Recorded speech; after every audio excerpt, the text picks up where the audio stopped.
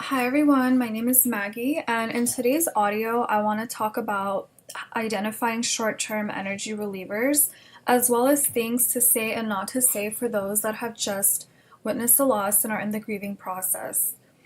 Oftentimes, the death of a loved one, divorce, or any other loss can produce an incredible amount of emotional energy.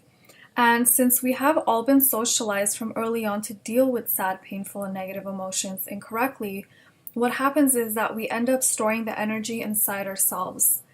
And in order to avoid the emotional pain that we're feeling, we look externally to relieve or run from that emotion. Oftentimes, it can also be how you were raised, because there are times when parents instill in us that we're not supposed to be sad, that we're supposed to get over things and not sit on something for a prolonged period of time, and that we should just move on and go on about our lives without properly feeling that emotion and pain and resolving it. And I'm going to give you a list here of some things that, and behaviors actually, that if they're done for the wrong reasons can have a negative impact on grieving people. In the grief recovery method, this is called STIRP. And some of the things that people turn to when grieving in excessive amounts are food, alcohol and drugs, anger, excessive exercise, isolation, not wanting to leave the house, not wanting to socialize, avoiding phone calls, excessive amount of sex, shopping addiction, so which is called retail therapy. Oftentimes, people will spend a lot of money shopping online or going to the mall and buying a lot of things to numb out the pain that they're feeling internally. Another thing is workaholism. People want to put in way more hours into work to avoid the thought of coming back home and having to deal with that void that they're feeling inside. And most of these actions, they're not harmful in and of themselves, but they do become harmful when you engage in them for the wrong reasons.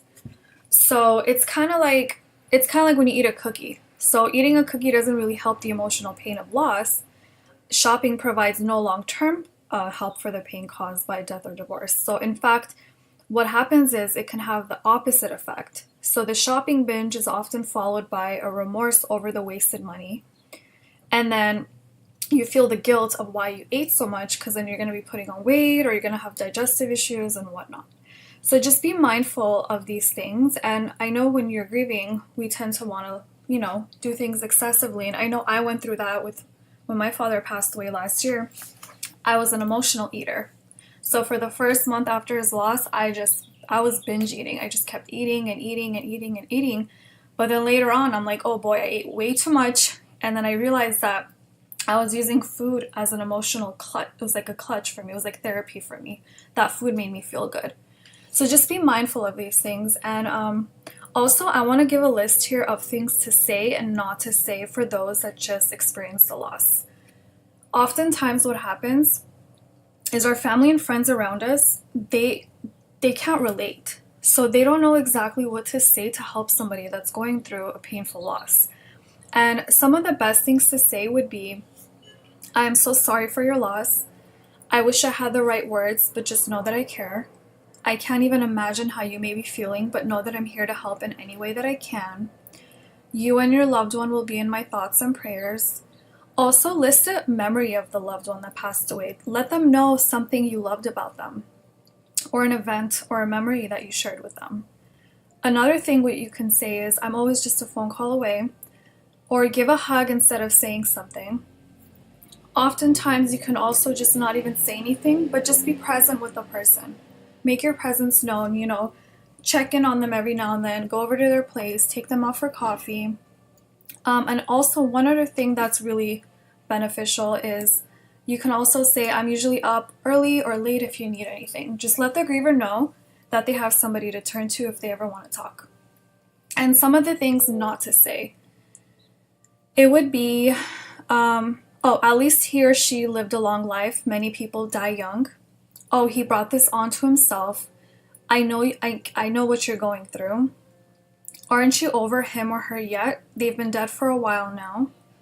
Another thing not to say is, I know Oh, he was such a good person. God wanted her or him to be with him. You can have another child still. Be strong. These are things you shouldn't say. And I know there were two things actually that were said to me just like a few, actually it was last year. It was, one of them was a lady. She was a family relative of ours. I'm not going to name any names, but she mentioned something like, oh, I can't even imagine. It's unfortunate that your dad is not around to witness you or your brother to get married and have kids. For some reason, when she said that to me, it just struck a nerve. And I know she didn't mean any ill, there was no ill meaning behind that. It's just oftentimes people say things because they don't relate or they don't know what to say, so the wrong things come out. Another situation was when I was during the holidays, somebody told me, oh, I'm sure like your holidays were difficult since your dad wasn't there.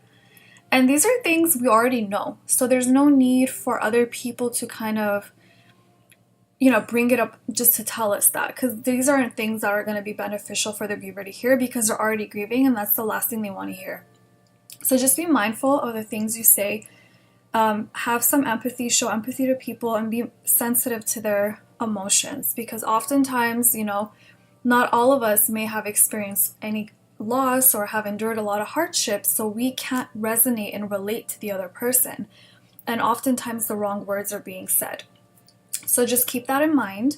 And if you want to connect with me, you can find me on coachingandlife.com. You can also connect with, we have amazing coaches there as well, and they all specialize in different areas in life if you're ever in need of that.